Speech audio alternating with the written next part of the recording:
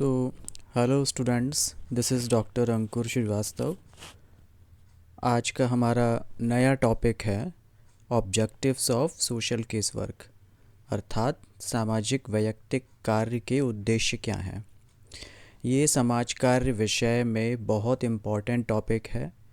Academics में तो important है ही, कंपटीशन एग्ज़ाम्स में भी इसमें से क्वेश्चंस पूछे जाते रहे हैं। पिछले साल यदि हम देखें नेट एग्ज़ाम, तो सोशल वर्क विषय में सोशल केस वर्क के ऑब्जेक्टिव्स पर कई क्वेश्चंस पूछे गए हैं। इसके अलावा स्टेट लेवल का जो एलिजिबिलिटी टेस्ट होता है लाइक एमपी सेट, उसमें भी इस टॉपिक से कुछ इम्पोर्टेंट क्वेश्चंस पूछे गए हैं। ये टॉपिक है भी इम्पोर्टेंट। समाज वैयक्तिक कार्य के उद्देश्य क्या क्या हैं, आइए इस पर हम थोड़ा प्रकाश डालते हैं, इसको समझने की कोशिश करते हैं। नेक्स्ट स्लाइड में आगे बढ़ते हैं। सामाजिक कार्य में केस वर्क का उद्देश्य व्यक्ति की समस्याओं को समझना है, उनका समाधान करना है और उन्हें सामाजिक, मानसिक और भावनात्मक रूप से सशक्त बनाना है।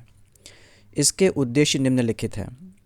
देखिए, इसमें जो चीज़ हमको समझना है, इन्होंने बताया है कि हमें सामाजिक कार्य में जो कार्य करना है वो समस्याओं को समझना है, उनका समाधान करना है और सामाजिक, मानसिक, भावनात्मक रूप से सशक्त बनाना है।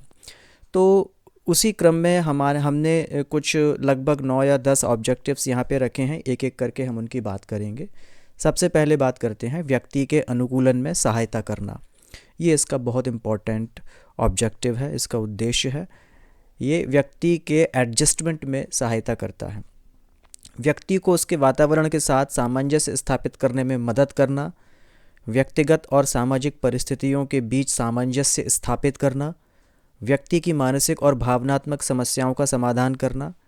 ये कुछ महत्वपूर्ण बिंदु हैं जो व्यक्ति के अनुकूलन में सहायता करने में काफ़ी हमारी कार्य करते हैं, मदद करते हैं। दूसरा है व्यक्तिगत विकास को बढ़ावा देना।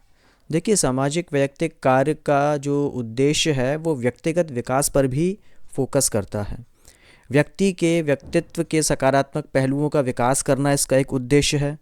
इसके अतिरिक्त व्यक्ति को आत्मनिर्भरता और आत्मविश्वास के लिए प्रोत्साहित करना, ये भी एक बहुत महत्वपूर्ण उद्देश्य है। व्यक्ति के आत्मसम्मान और आत्ममूल्य को बढ़ाना, यह भी एक बहुत महत्वपूर्ण उद्देश्य है सामाजिक वैयक्तिक कार्य का। ये तीनों बिंदु व्यक्तिगत विकास की ओर इशारा करते हैं, व्यक्तिगत विकास को बढ़ावा देते हैं। तीसरा है समस्या समाधान में सहायता करना।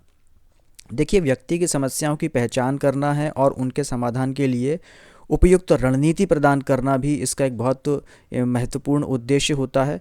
क्योंकि हमें यदि व्यक्ति की समस्याओं की पहचान हो जाती है और हम उस के मूल कारणों को ध्यान में रखते हुए एक सटीक रणनीति अगर हम अपनाते हैं, तो वो निश्चित रूप से उस व्यक्ति के समस्याओं के समाधान के लिए बहुत महत्वपूर्ण भूमिका निभा सकते हैं।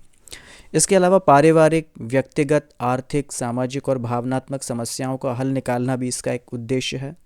व्यक्ति को निर्णय लेने और समस्या को सुलझाने में सक्षम बनाना भी इसका एक उद्देश्य है। इस प्रकार से व्यक्ति जब निर्णय लेगा स्वयं से और समस्या को सुलझा पाएगा, तो वो आत्मनिर्भर बन पाएगा, है ना। तो ये भी इसका एक महत्वपूर्ण उद्देश्य है। अगला है सामाजिक संबंधों को सुधारना। व्यक्ति और समाज के बीच बेहतर संबंध स्थापित हो सके, यह सामाजिक वैयक्तिक कार्य का मुख्य उद्देश्य होता है। क्योंकि एक व्यक्ति जब समाज में लोगों के बीच में अच्छे संबंध रखता है तो उसकी सामाजिक स्वास्थ्य में बढ़ोतरी होती है, वो मानसिक रूप से खुश रहता है, संतुष्ट रहता है और उसकी एक साइकोलॉजी डेवलप होती है कि उसके साथ समुदाय जुड़ा हुआ है। परिवार, मित्र और कार्यस्थल में बेहतर संबंध बनाने में सहायता करना, सामाजिक अलगाव को कम करना, यह सामाजिक क्षेत्र में इसके मुख्य उद्देश्य हैं। भावनात्मक सशक्तिकरण यानी कि इमोशनल एम्पावरमेंट। देखिए, व्यक्ति को भावनात्मक स्थिरता होना बहुत ज़रूरी है। यदि भावनात्मक रूप से कोई भी व्यक्ति अस्थिर होता है तो वो कहीं ना कहीं अपने कार्य पे फोकस नहीं कर पाता है और परेशान रहता है। वो चिंता, अवसाद जैसी स्थिति का सामना कर सकता है। तो व्यक्ति को भावनात्मक स्थिरता प्रदान करना बेहद ज़रूरी होता है। जैसे अगले बिंदु में लिखा है कि तनाव, चिंता और अवसाद जैसी समस्याओं से निपटने के लिए भी मदद करना, भावनाओं को नियंत्रित करने और उन्हें सकारात्मक रूप से व्यक्त करने की क्षमता विकसित करना। किसी भी व्यक्ति के लिए ये बहुत ज़रूरी होता है कि उसके मन के अंदर जो विचार चल रहे हैं, जो भावनाएं हैं, वो उसका यथोचित व्यक्त कर सके उन्हें। यदि वो उन्हें व्यक्त नहीं कर पाता है तो ऐसी स्थिति में उसको मानसिक विकार घेर सकते हैं। तो हमें इस बात पे बहुत ध्यान देना है कि हमको भावनात्मक रूप से व्यक्ति को संतुलित करके चलना है। छठवां उद्देश्य है व्यक्तिगत स्वतंत्रता और आत्मनिर्भरता का विकास। व्यक्ति को अपने निर्णय स्वयं लेने के लिए सशक्त बनाना, ये भी एक बहुत महत्वपूर्ण उद्देश्य है, लक्ष्य है सामाजिक वैयक्तिक कार्य का। इसके अलावा आत्मनिर्भर बनने और अपनी समस्याओं का समाधान खुद से ढूंढने की योग्यता भी विकसित करना, ये एक बहुत ही ज़्यादा इम्पॉर्टेंट पॉइंट है। क्योंकि कोई भी व्यक्ति कोई शिकायत लेके आता है या कोई समस्याग्रस्त व्यक्ति जब किसी सामाजिक वैयक्तिक कार्यकर्ता के पास में आता है तो वो अपनी समस्या के निजात पाने के लिए आशा करता है कि सामाजिक वैयक्तिक कार्यकर्ता उसकी मदद करेगा। लेकिन प्रश्न यह है कि समाज कार्यकर्ता बार बार और प्रत्येक स्थिति में तो उपलब्ध नहीं हो सकता। तो ऐसी स्थिति में यदि व्यक्ति आत्मनिर्भर बन जाता है और अपने खुद की समस्याओं का समाधान ढूंढने में सफल होता है तो वो खुद से अपनी समस्याओं को सुलझा सकेगा और आत्मनिर्भर की दिशा में प्रयास कर पाएगा। अगला सातवां पॉइंट है इसका, समाज में सकारात्मक योगदान को प्रोत्साहित करना। व्यक्ति को समाज के लिए उपयोगी बनाना, सामाजिक जिम्मेदारियों और कर्तव्यों के प्रति जागरूक करना, व्यक्ति को समाज के विकास और सुधार में योगदान देने के लिए प्रेरित करना, तो ये समाज में सकारात्मक योगदान देने के लिए ये प्रोत्साहित करते हैं। आठवां है संसाधनों का सही उपयोग सिखाना। व्यक्ति को उपलब्ध संसाधनों का सही उपयोग करने की जानकारी देना एक महत्वपूर्ण उद्देश्य है। यहाँ पर संसाधन से मतलब है कोई एजेंसी है, कोई एनजीओ है या कोई ऐसा सेंटर है जहाँ पर कोई सेवा उपलब्ध कराई जाती है, तो वो उस व्यक्ति के लिए संसाधन का कार्य करते हैं।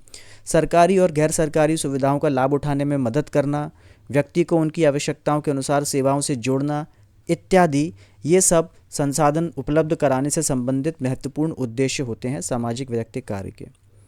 नौवां बिंदु है व्यक्ति की समस्याओं के मूल कारणों को समझना। समस्याओं की गहरी समझ और उनके कारणों का विश्लेषण करना, समस्याओं को केवल हल करने के बजाय उनके मूल कारणों का समाधान करना, यह सामाजिक वैयक्तिक कार्य का बहुत महत्वपूर्ण पहलू है। अंतिम उद्देश्य इसमें है सामाजिक समावेशन यानी कि सोशल इंक्लूजन। व्यक्तियों को समाज की मुख्य धारा में वापस लाना बहुत ज़रूरी है। कोई भी व्यक्ति जो कुछ समय के लिए मनोविकार के कारण अपने जीवन के मुख्य मार्ग से भटक गया है या डेविएट हो गया है, तो हमें उसको वापस उसको हमें उस मुख्य धारा में जोड़ना होगा ताकि वो अपने आगे की ज़िंदगी सरलता से और सुगमता से जी सके और किसी भी प्रकार से उसे दोबारा से कोई समस्या ना पैदा हो। भेदभाव और सामाजिक अलगाव को ख़त्म करना, फॉर एग्ज़ाम्पल जैसे पार्शियलिटी है, कुछ आइसोलेशन जैसा कॉन्सेप्ट भी होता है, कई लोगों में अलग थलग रहना चाहते हैं या अलग थलग कर दिए जाते हैं, तो ऐसी स्थिति को हमको ख़त्म करना है और व्यक्ति को समाज में सम्मानित और बराबर का दर्जा दिलाना है। तो ये सोशल इंक्लूजन का एक बहुत इम्पॉर्टेंट उद्देश्य हो गया सामाजिक वैयक्तिक कार्य का।